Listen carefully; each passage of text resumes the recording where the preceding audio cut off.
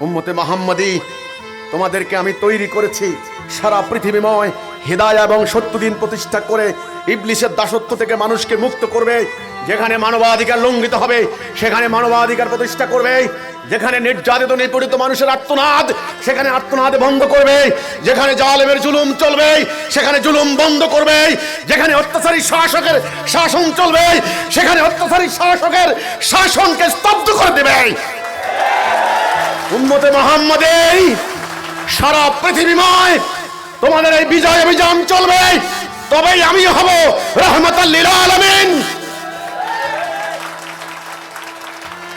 সারা জাহানের জন্য রহমত স্বরূপ, বরকত স্বরূপ এই আকীদা তিনি শিক্ষা দিয়ে গেলেন উম্মতে মুহাম্মাদিকে।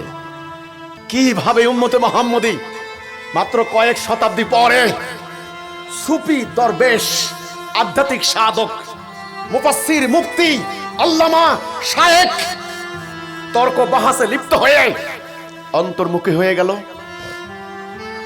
ঘরমুখী হয়ে গেল, জিহাদ বিমুখ হয়ে গেল, চোখ বন্ধ করে সুফি দরবেশ হয়ে গেল। কিভাবে হলো? এমনি এমনি হয় না। জীবন্ত জাতি মরে গেল, গতিশীল জাতি গতি বন্ধ হয়ে গেল।